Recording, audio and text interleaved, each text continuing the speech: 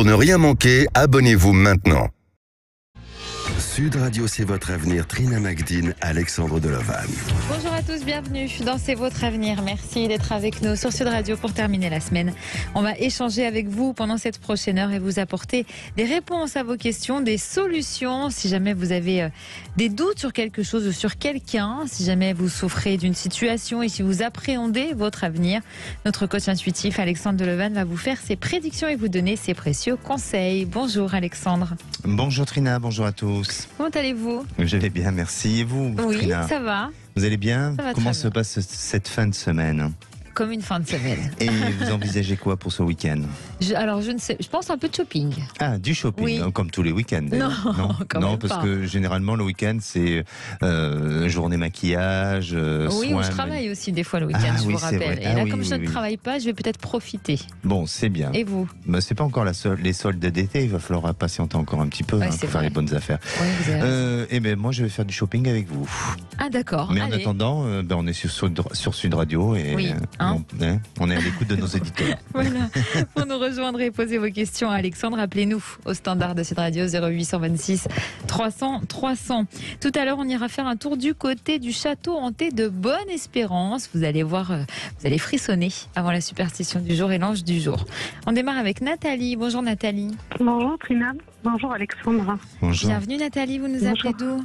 De lait dans les Pyrénées-Atlantiques. Très bien. Alors, vous êtes en conflit avec la demi-sœur de votre mari, c'est ça ? Voilà, c'est la belle famille de mon mari. C'est sa demi-sœur qui a mis le bazar. Elle nous a fâchés avec son frère, sa belle-sœur et ma belle-mère. Voilà. Je l'ai fait revenir dans la famille. Ça faisait une vingtaine d'années qu'elle était partie.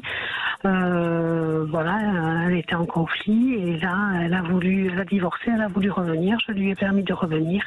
Et là, ça a été la catastrophe. On s'est fait dégager, si je puis dire, et du coup, on ne voit plus personne, ni mon beau-frère, ni ma belle-sœur, ni les neveux, nièces, ni ma belle-mère.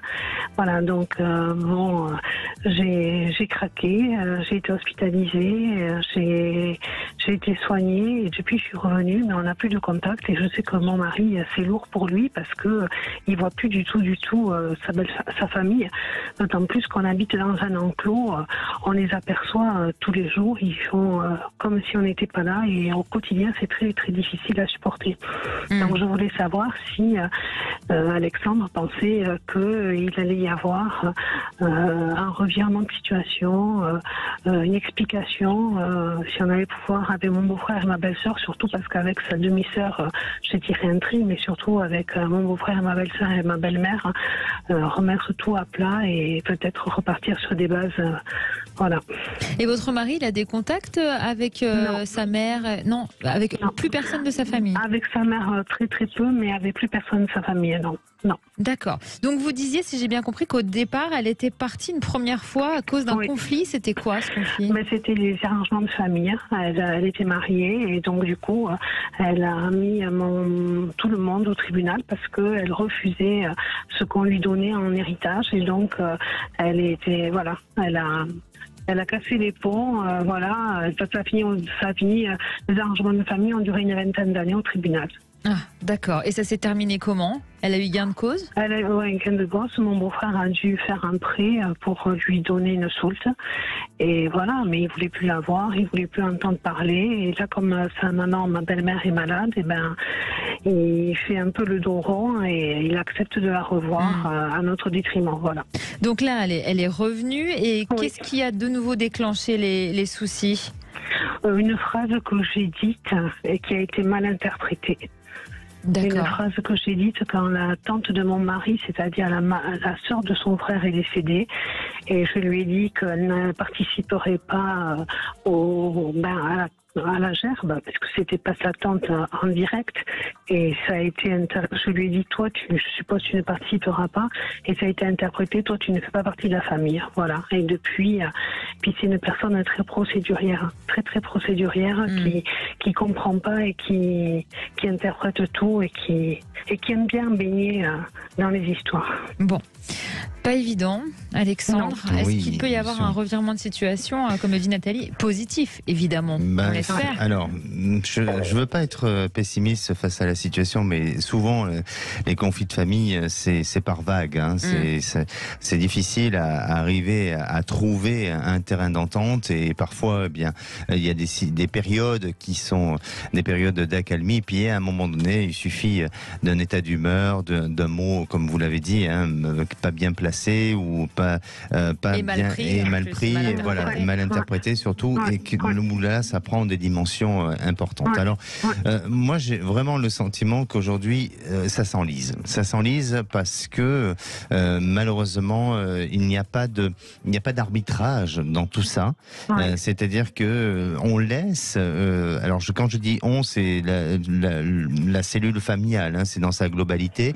C'est-à-dire qu'on laisse, je dirais, peut-être faire vivre cette problématique, et c'est comme si c'était un peu ulcéreux tout ça. Donc pour moi, même s'il y a des périodes où ça peut s'apaiser, où il y a des possibilités à ce qu'on trouve, je dirais, un climat plutôt cordial, mais très vite ça peut se réactiver.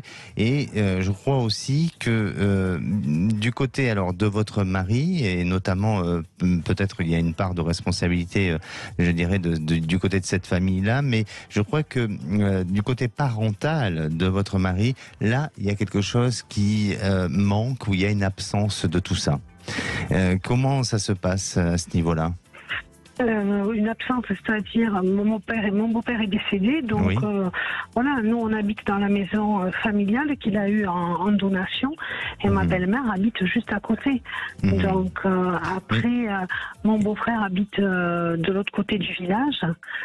Donc, mais je crois que justement à la suite du départ de votre beau-père, il y a cette absence-là, elle n'a fait que créer, en tous les cas, bien sûr que c'est pas la responsabilité de votre beau-père, mais malheureusement, mais le fait qu'aujourd'hui il ne soit plus là, il ne soit plus présent, si vous voulez, il y a une autorité qui est partie, il y a une autorité parentale qui est partie, et qui n'aide pas justement à repositionner les choses. Peut-être que lui avait une personnalité auparavant où il aurait pu peut-être à un moment donné, je veux dire pas faire taire, mais tout simplement essayer de faire respecter un peu l'ordre des choses. Voilà. Oui, absolument, oui. Voilà.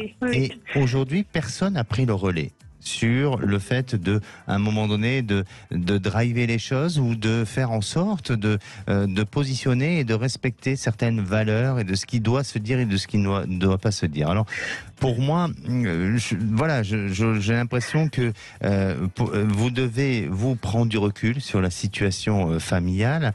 Peut-être que parfois c'est bien mieux même d'éviter, pour éviter certains conflits, d'éviter d'être en contact direct avec certaines personnes. Et puis surtout, votre mari, il souffre aussi. Il souffre parce qu'il souffre de vous voir souffrir, et il souffre de ne pas voir aussi peut-être sa famille. Alors certaines personnes où ça lui cause peut-être moins de soucis et de problèmes, mais d'autres, ça peut être pour lui difficile. Donc, il faut aussi essayer de faire en sorte de faire des efforts pour faire en sorte, même si c'est un petit comité, mais qu'il puisse, lui, se réconcilier avec certains membres de sa famille, et qu'il ne soit pas exclu, ou en tous les cas qu'il ne se sente pas abandonné par un certain membre de sa famille. Et ça, c'est faisable selon vous ? C'est jouable. Oui, c'est jouable, et je pense que c'est faisable, mais ça demande, je dirais, du temps, ça demande des efforts, et puis surtout, vous, je vous sens très fragile encore. Je vous sens très fragile, et vous avez besoin de vous faire aider, parce que de vous faire accompagner, de vous faire aider, pour justement ne pas être dans ce sentiment tout le temps de culpabilité, et de ce sentiment aussi de se sentir visé. Parce que cette personne, elle agira avec vous toujours de manière... oui, elle sera toujours vénale de toute façon. Oui. Et je pense que elle sait comment vous fragiliser, et elle sait comment agir envers vous. Donc, puis c'est un peu un grief personnel, on a l'impression là, c'est vraiment contre vous. Et bien sûr. Mais oui, c'est contre moi, alors que je ne lui ai rien fait, que je la connais depuis peu, et je comprends pas. J'ai essayé de discuter avec elle, mais j'ai pas pu. Et puis elle a dans l'enclos château, elle a tout le monde avec elle.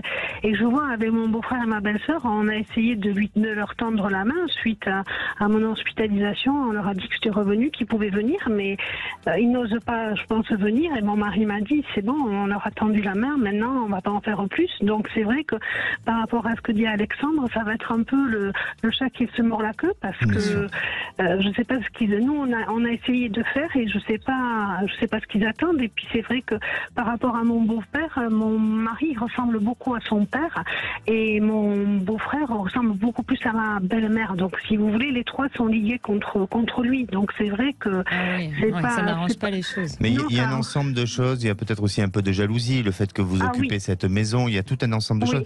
Mais pour vraiment répondre et conclure malheureusement avec votre témoignage, pour moi, je sens pas de grande possibilité de réconciliation. Je sens que ça peut s'améliorer. Je sens que vous pouvez vivre dans un climat un peu plus serein. Mais après, vous dire que vous retrouverez cet équilibre familial de toute confiance et main dans la main, j'ai pas le sentiment pour autant. Bon, même à long terme, pour l'instant, vous l'avez pas.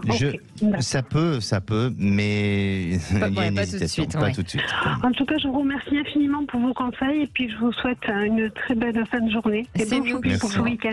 Merci. Merci Nathalie, c'est nous qui vous remercions. Merci. À bientôt. Au revoir. Allez, dans un instant, direction le château hanté de Bonne-Espérance. Et bien sûr, on attend vos témoignages et vos questions sur Sud Radio 0826 300 300. Sud Radio, c'est votre avenir, le sujet du jour. Et Trina, vous allez nous parler du château hanté de Bonne-Espérance. Oui, il est situé près du rivage de Table Bay, au cap de Bonne-Espérance. Il a été construit en 1666, en plus, ce qui en fait le plus ancien bâtiment colonial d'Afrique du Sud.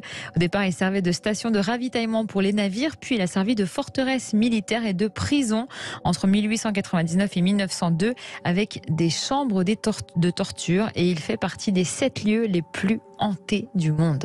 J'aime bien son année de construction, 1666. Ah bah oui, c'est ça, non, mais ça fait peur. C'est pas par hasard. Oui. Alors, quels phénomènes paranormaux s'y sont déroulés dans ce château? Alors, dans les années 1700, le gouverneur Peter Van Noot a condamné plusieurs hommes à être pendus à mort. L'un des hommes en question a maudit le gouverneur depuis la potence et le gouverneur est mort d'une crise cardiaque dans la même journée.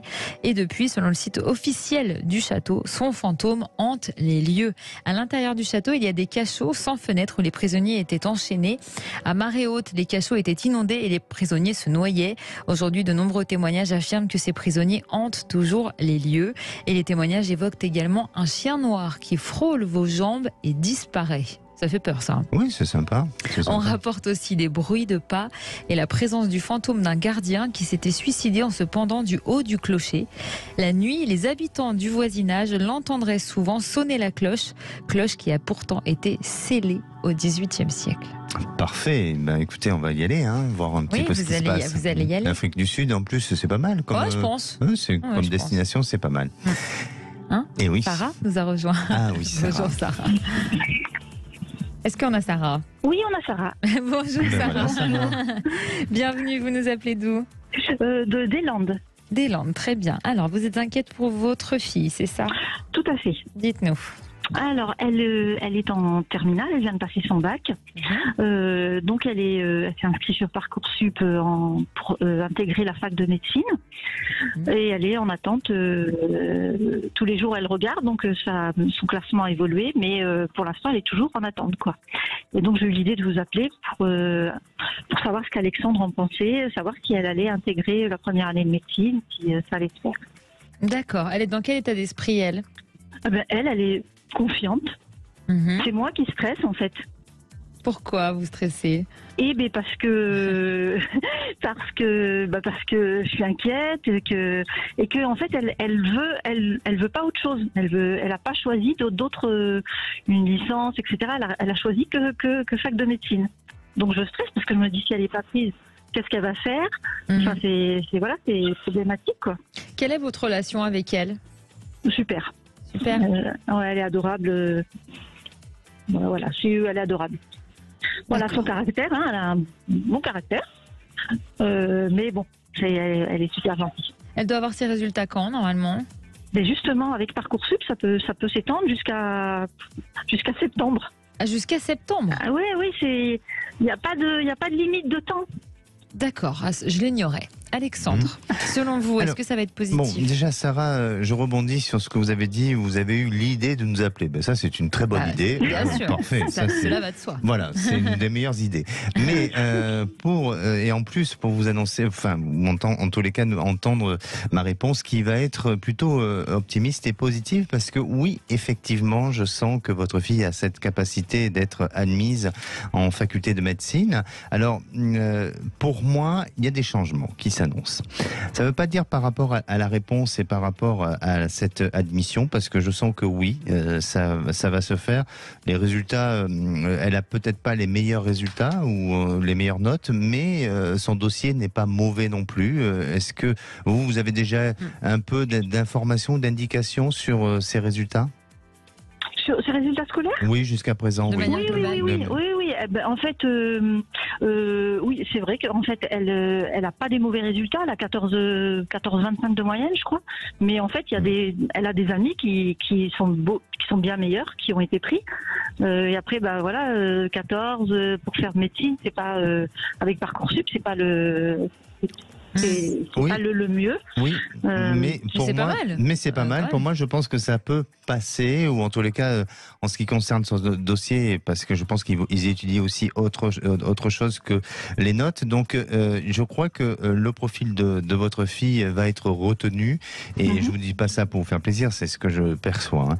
Donc, essayez d'être une maman plus rassurante et d'essayer de sortir de cette angoisse, de cette fragilité, et de lui transmettre la peur. Ah non, mais en tout cas, non, mais en fait, je me cache. Ah, je ne lui dis pas que je lui dis, non, mais t'en fais pas, tu vas être prise. Il n'y a pas de souci à se faire. Je lui dis ça, mais au fond de moi... mais je suis d'accord avec vous. Mais vous savez que la relation entre parents et enfants, eh bien, on n'a pas besoin parfois de parler. Hein. Il y a des informations qui se transmettent par le silence. Et justement, la relation, elle a son papa qui est présent? Oui, elle le voit. On ne vit pas ensemble, mais elle le voit, oui, tout à fait. Ça se passe bien avec son papa aussi? Oui, elle adore son père, oui, ça se passe bien. Bon, elle semble équilibrée sur tous les plans. Elle est très équilibrée, elle est très mature, même trop mature des fois. Oui, quelquefois elle est trop mature, je trouve. Mais voilà. Pourquoi vous trouvez qu'elle est trop mature? Elle n'a pas des réactions d'une jeune fille de 17 ans. Elle réagit plutôt comme une jeune adulte. Elle est très posée. Oui. En même temps, elle s'éclate et tout, mais elle reste toujours, voilà. Elle voit toujours loin. Voilà, non, je ne vais pas me plaindre. Pardonnez-moi, mais c'est pas seulement peut-être une question de maturité, c'est une question de responsabilité. C'est-à-dire que parfois, quand on se sent responsable de quelque chose, il se crée cette maturité, mais c'est parce qu'on se sent responsable et donc on est sage face à certaines décisions, face à certains engagements. Et c'est peut-être ça où elle se sent responsable de son existence, de son parcours, de sa vie, de ce qu'elle entreprend, et ça vous laisse penser qu'elle est plus mature, mais pour moi, je dirais que c'est un avantage pour elle, pour pouvoir avancer, pour pouvoir évoluer.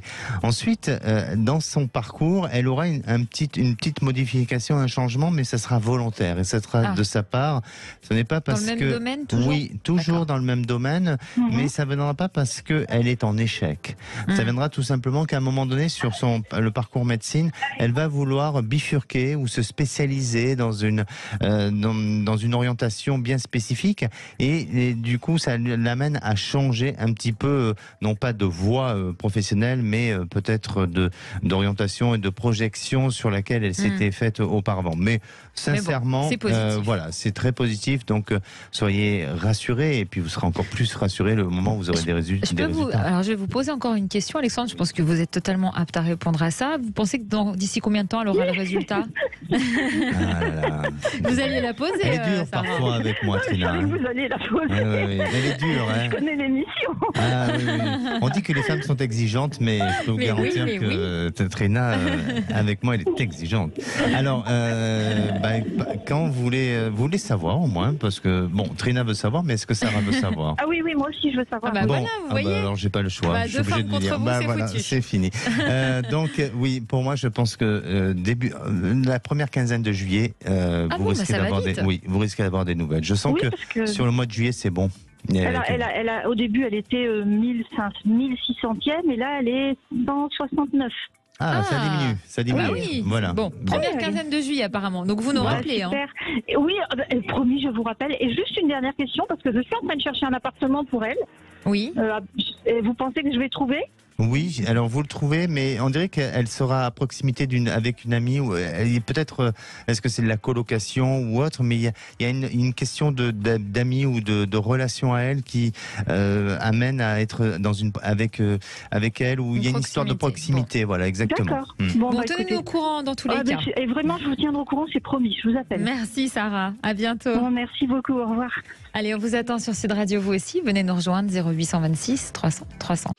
Sud Radio, c'est votre avenir. Trina Magdine, Alexandre Delovan.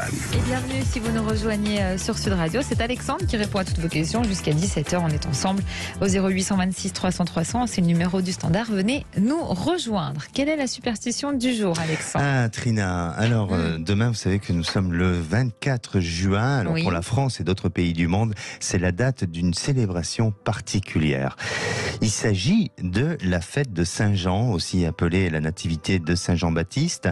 Et à cette occasion, on donne lieu, et dans certains villages de France, on donne lieu à une célébration ardente, même publique, celui du feu de la Saint-Jean. Ah oui, vous connaissez bien sûr. Cette tradition-là? Bien sûr.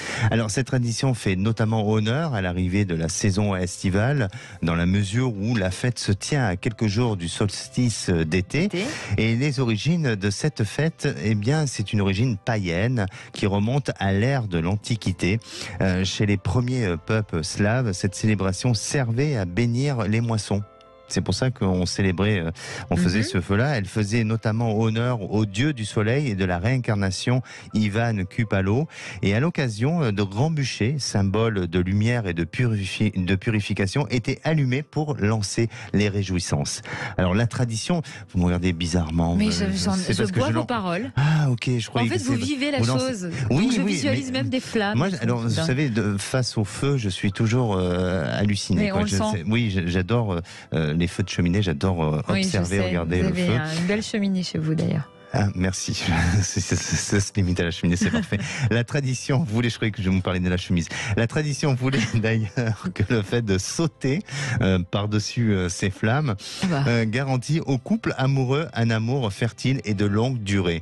Brûler sa robe aussi, peut-être. Oui, parce qu'aujourd'hui vous avez une longue robe et je l'imagine. Non, mais si vous sautez très rapidement, il n'y a pas de grand risque. Je ne prendrai pas le risque, non. Oh, c'est sympa, puis c'est marrant. Alors maintenant, avec forcément toutes les restrictions que nous subissons, eh bien cette tradition se perd et ne fait plus vraiment partie de nos agendas, malheureusement. Mais moi, je sais que je parle comme un vieux, mais dans certains, il y a une certaine décennie où, depuis quelques décennies, on le fait plus. Mais voilà. Bon. Vous sautez par-dessus votre cheminée aujourd'hui, alors peut-être. Peut-être aussi. Oui, ça m'arrive. Allez, on retrouve Marjolaine. Bonjour Marjolaine. Bonjour Trina, bonjour Alexandre. Bienvenue Marjolaine, vous nous appelez d'où? Alors je suis en Vendée, j'habite vers Paris, mais là je suis en déplacement pour un enterrement. C'est pas très gai, mais voilà, c'est quelqu'un qui a bien vécu et c'était une voisine et voilà, j'étais obligée de venir me recueillir. Alors vous êtes en pleine remise en question professionnelle et sentimentale, c'est ça? Surtout professionnel, parce que ça peut aussi aider mon couple, je pense.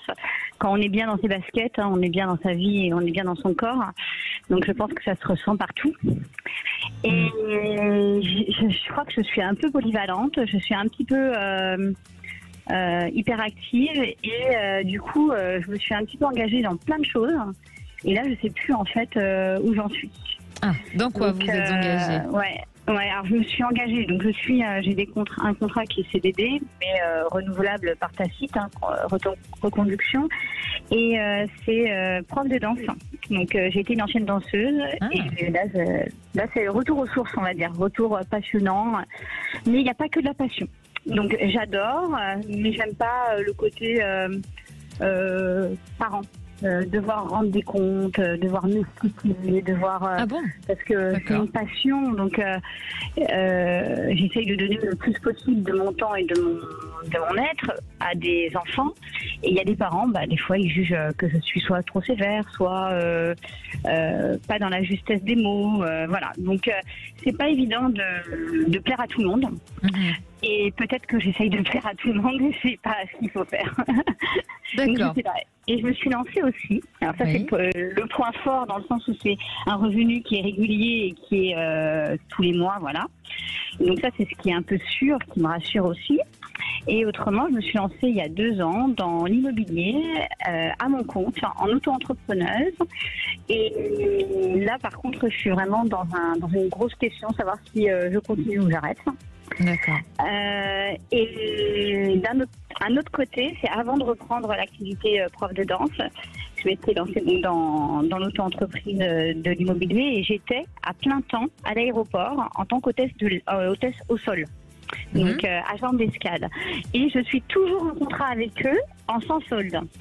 Et j'arrive pas à réussir à partir du sans solde en essayant de négocier mon départ. Donc voilà, je suis en... Oui, en grand questionnement, en effet. Voilà, c'est ça, exactement. Et je pense que si je suis pas encore partie réellement, alors que ça aurait dû se faire, que ce soit par licenciement ou par autre, c'est qu'il y a quand même quelque chose qui se lie. Donc il y a peut-être quelque chose que j'ai pas vu, pas entendu, voilà. Et par rapport à votre couple alors? Alors, mon couple, il y a des hauts et des bas, je pense que je suis dans le bas. Mais j'avais déjà eu Alexandre pour ça, il y a à peu près 1 an. Et il m'avait dit qu'il fallait avoir de la patience et que c'était des petites broutilles. Donc voilà, je pense que ça va revenir. Alexandre, on vous écoute. Alors, justement, Marjolaine, vous aimeriez que ça revienne dans votre couple? Ah oui, bien sûr, j'aimerais que ça revienne. Parfait. Alors, j'écoutais attentivement ce que vous témoignez et je crois qu'il y a 2 choses qui semblent apparaître. C'est-à-dire que à la fois, vous avez un jugement difficile sur vous, c'est-à-dire que par rapport au regard des autres, que ce soit celui de votre époux ou que ce soit de l'entourage, vous avez du mal à vous réaliser parce que il y a un regard qui peut vous déranger et ne va pas dans le sens de ce que vous avez vous envie de faire et de vous réaliser. Et ça, c'est bien dommage parce que vous perdez confiance en vous et ça vous donne pas la possibilité de pouvoir avancer, évoluer. Ensuite, il y a chez vous ce besoin de créativité. Ça, c'est sûr et certain, et notamment par rapport à cette passion qui est la danse, où là, il y a quelque chose de chez vous qui est en vous, qui a besoin de naître, qui a besoin de revivre, qui a besoin de, je dirais, d'éclore aussi, et de quelque chose qui, pendant très longtemps, s'était enfoui et que vous êtes en train de vous réaliser et de vous révéler surtout. Et je crois que c'est très important de le faire parce que vous arrivez peut-être, vous n'êtes pas obligé de me dire votre âge exact, mais est-ce que vous touchez la quarantaine à peu près? J'ai presque la 50aine. Ah bon, mais c'est bien. Alors je vous donnais pas autant. Voilà, vous avez une voix jeune. Mais justement, entre la quarantaine et la 50aine, ce sont des années où on a besoin de se réaliser, on a besoin d'aller dans l'évolution de de notre être et de ce qu'on a envie de faire, et non pas d'être formaté et modulé par rapport à un système pour autant. Alors c'est peut-être pas valable pour tout le monde, ou tout le monde ne peut pas le faire de cette manière-là. Mais en attendant, je parle pour vous, c'est votre cas, et je crois réellement qu'il ne faut pas avoir peur d'exprimer ce qu'il a exprimé, ce que votre corps a besoin d'exprimer, de votre créativité, parce que c'est surtout votre créativité qui a envie d'exprimer. Et ça, même si on peut parfois vous dire attention de pas faire ci, de pas faire ça, parce que si, parce que ça, vivez votre moment présent, vivez ce qui vous apporte joie, bonheur et qui vous remplit d'amour et aussi de joie. Et ça, je pense que c'est des choses sur lesquelles ça n'a pas de valeur. Enfin, ça vaut de l'or. Donc voilà, il n'y a pas à négocier, il n'y a pas à essayer de changer les choses. Et maintenant, bien entendu, vous devez respecter certaines, on va dire, règles de votre couple, de votre vie de famille, tout ça. Donc c'est pour pour ça qu'il faut faire peut-être quelques petites conciliations. Mais si vous avez confiance en vous et que vous rassurez votre mari, eh bien, à un moment donné, il l'intégrera et ça passera. Et puis ensuite, en ce qui concerne l'immobilier, alors là, je sens quand même des passages un petit peu avides. Ça fait un peu effet vague, vous voyez. Donc des périodes, voilà, des périodes où il faut faire attention. Donc si aujourd'hui, concrètement, vous avez besoin d'assurer une garantie, une stabilité matérielle, eh bien attention parce qu'il y a des risques, il y a des difficultés, et attention de ne pas tout lâcher pour qu'après on puisse vous reprocher de dire ah tu vois je t'avais dit hein, t'as voulu faire ci et bien voilà, et là on vous met face à une situation et ça fait rire Trina et encore voilà. C'est exactement ce qui m'arrive hein. Voilà. C'est pour ça que je vous appelle. Donc moi je vais pas vous donner un conseil, mais de ce que je ressens hein, pour vous, je serai sage, c'est-à-dire que j'essaierai avec votre emploi en tant que hôtesse professeur de danse. Oui, mais même votre métier en tant que agent d'escale, pardon, j'essaierai de voir avec eux pour négocier, peut-être même revoir un contrat ou avec un temps ou un horaire différent, et puis un aménagement. Ça, c'est pas possible. C'est pas possible. Bon, d'accord. C'est pour ça que je suis partie en fait. D'accord. Par rapport aux horaires, en fait, je m'ai mis en plein temps. Et avec les enfants, je pouvais pas. D'accord, mais d'essayer de négocier quelque chose pour que ça puisse vous assurer au moins encore peut-être des années ou quelque chose de différent.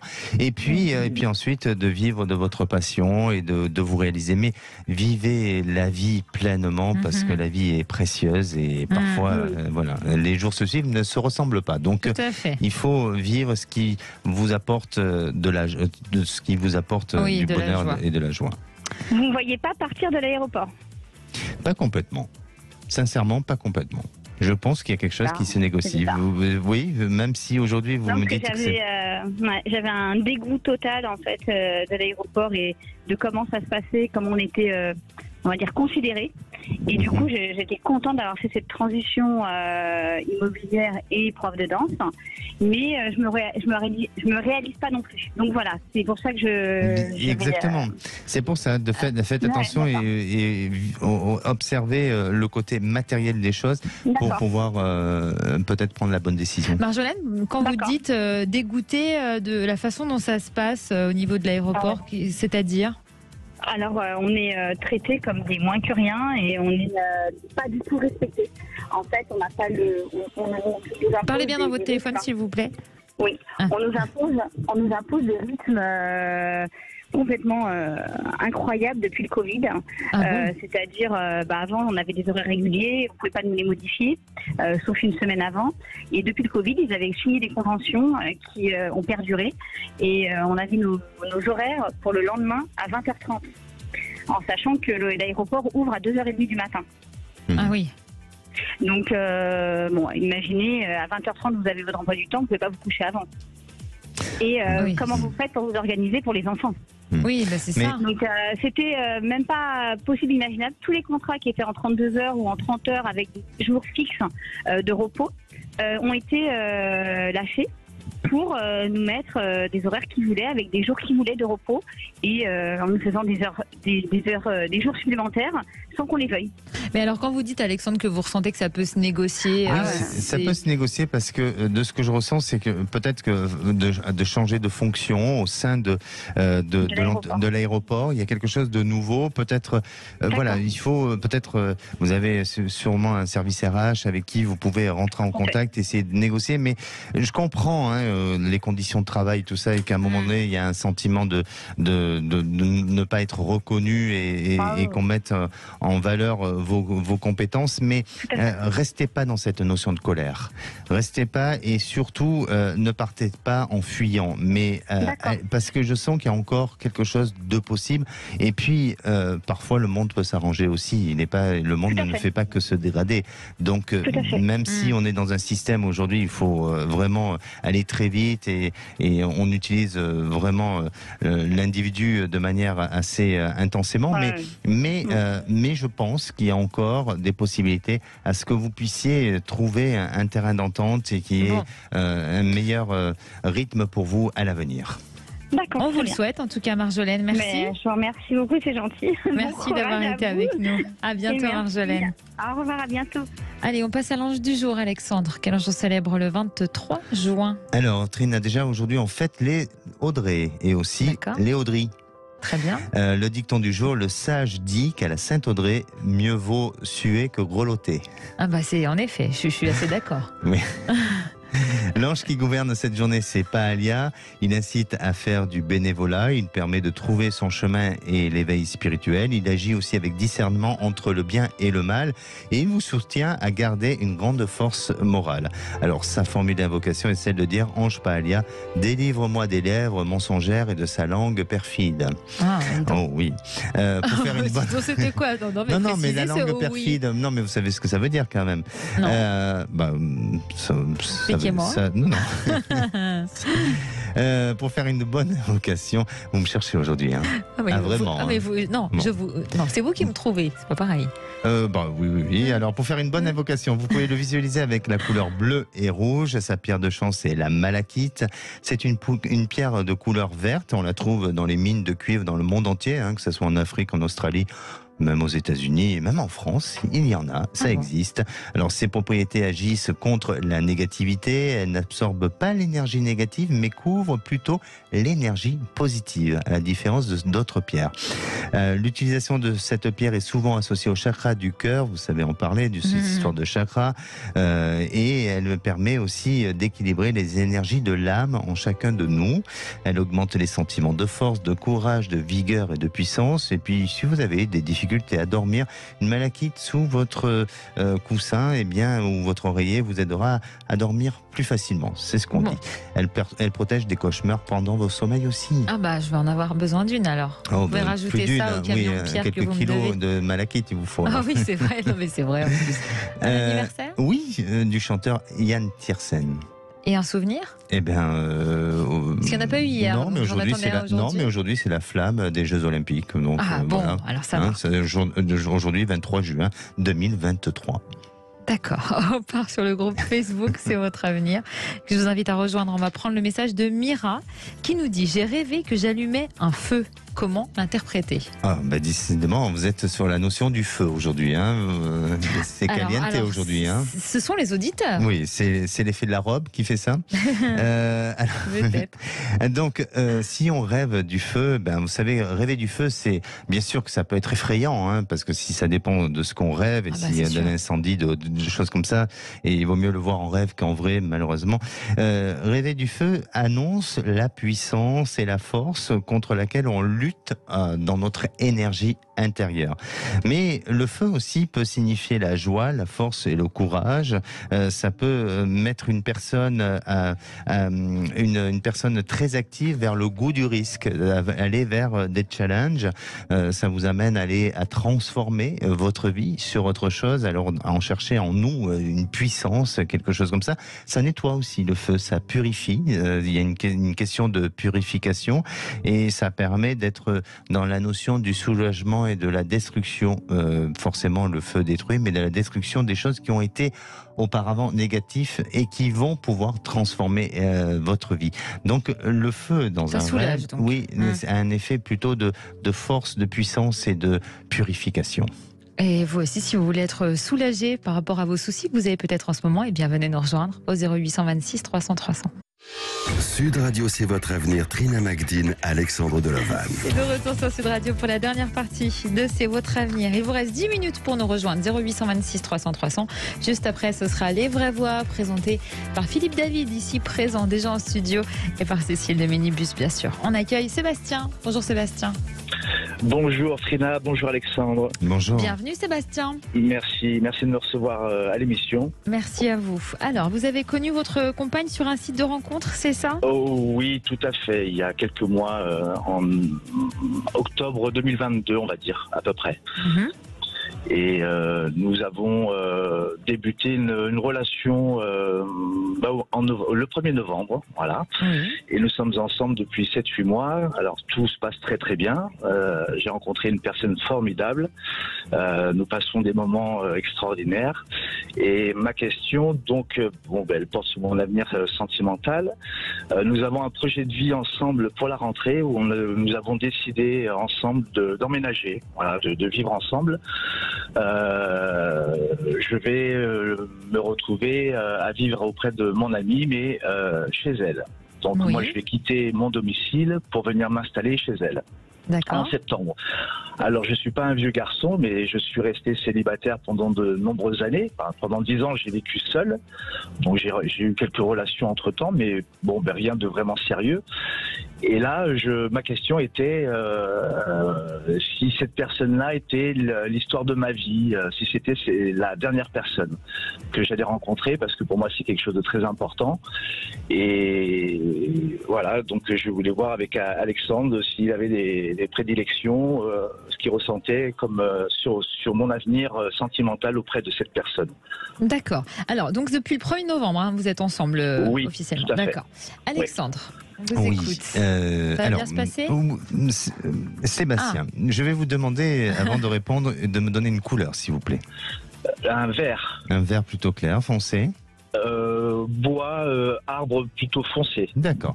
Alors, et puis une deuxième chose, puisque vous dites que ça se passe bien, même si j'ai bien entendu que vous avez vécu longtemps seul et vous appréhendez un peu cette vie à deux, mais qu'est-ce qui pourrait aujourd'hui faire en sorte que, on pourrait penser que ça se passe mal, d'après vous ? Alors, parce que j'ai certainement pris des habitudes seules, où je suis quelqu'un de très indépendant aussi. J'aime aussi, j'ai une certaine indépendance où j'aime bien aussi voir mes amis. Alors, je suis pas un gros traînard, c'est pas du tout la question, mais c'est vrai que j'ai acquis des habitudes en 10 ans où je me dis, est-ce que je vais être un bon compagnon à ses yeux? Sachant que j'en ai vraiment très envie. On le ressent. Oui. Alors, mais c'est vrai que j'ai des petites inquiétudes à ce niveau-là. Bon, c'est très bien. Je vous ai posé cette question parce que j'ai l'impression que vous avez du mal à vous apprécier. Vous avez du mal peut-être même à vous aimer. C'est-à-dire que vous êtes vraiment dans cette envie de donner à l'autre, dans cette générosité d'amour, mais vis-à-vis de vous, vous êtes, je ne veux pas dire forcément dur, mais vous avez un jugement un peu sévère sur le fait qu'il y a une appréciation qui n'est pas forcément en bonne adéquation avec ce que vous êtes aujourd'hui. Alors, enlevez tout ça de votre esprit. Restez plus confiant. Ça ne veut pas dire pour autant que vous devez tout changer, parce qu'elle vous a connu aussi en étant dans ce mode de vie-là. Donc, il faut aussi avoir vos moments à vous. Je crois que tout couple a besoin aussi de, peut-être parfois, je veux dire, un jardin secret. Tout a des limites. Mais tout au moins, avoir vos activités. Voilà, vos activités. Parfois, partager des moments avec des amis pour justement apprécier et mieux vous retrouver après. Donc pour moi, je ne vois pas quelque chose de sombre, de négatif sur l'avenir. Bien au contraire, allez-y avec beaucoup plus de confiance et appréciez-vous, aimez-vous. D'accord. C'est positif. Ça fait plaisir à entendre. Merci d'avoir été avec nous, Sébastien. Je vous remercie. Je vous souhaite une bonne journée. Merci Alexandre. Merci vous aussi. Merci. À bientôt. Au revoir. Alexandre, merci. Vous étiez déchaîné aujourd'hui, mais vous aussi, tous les jours, on est déchaîné. Parce qu'on est content. Oui, mais heureusement que Philippe David arrive pour prendre la relève, parce que là, je suis fatigué. Bon, vous allez pouvoir vous reposer ce week-end puisqu'on se retrouve lundi. Ah, très bien. Voilà, on s'intéressera à la personnalité alpha et moi je vous donne rendez-vous dimanche à 18h pour le meilleur de Sud Radio. Bonsoir Philippe. Bonsoir ma chère Trina, bonsoir mon cher Alexandre. Alpha, moi ça me fait penser à l'alphabet grec, alpha, bêta, gamma, delta, c'est magnifique. Oui. Écoutez, non, là c'est encore un petit peu de choses. La personnalité alpha, c'est particulier. D'accord. Bon, menu. Le menu des vraies voix. On va commencer par l'affaire qui a fait l'effet d'une bombe à la mi-journée, la perte d'agrément pour l'association anticorruption Anticor. Est-ce un blanc-seing pour les délits politico-financiers. Alors tout le monde en parle, le moins qu'on puisse dire c'est que ça ne fait pas l'unanimité et c'est vrai que ça pose question de retirer un agrément à une association qui pouvait faire des actions en justice contre des personnalités soupçonnées de corruption ou d'affaires politico-financières. Est-ce que ça vous choque, ce retrait d'agrément, ou est-ce que vous trouvez ça normal? Dans tous les cas de figure, on vous attend au 0826 300 300. À 18h30, si je vous dis PPL, ça vous dit quelque chose? PPL. Proposition de loi. Ah, d'accord. Eh bien, sur la dernière législature, il y a eu 574 propositions de loi qui ont été déposées. Savez-vous combien ont été votées? Non. 17. Seulement. Ouais, les chiffres sont tombés. Petit, mais pas et on va se poser la question, les propositions de loi sont-elles juste des coups de com' pour les députés? Pourquoi? Parce que, avec certains qui ne sont pas connus, se font un nom avec une proposition de loi qui peut paraître parfois un peu loufoque. Alors, est-ce que c'est devenu de la com', ces propositions de loi, ou est-ce que c'est finalement le jeu parlementaire? On peut poser des lois pour tout et n'importe quoi. Dans tous les cas de figure, le même numéro, comme toujours, le 0826 300 300. Notre trio du jour avec Cécile de Ménibus, Philippe Bilger, Virginie Calmels et René Chiche. À tout de suite.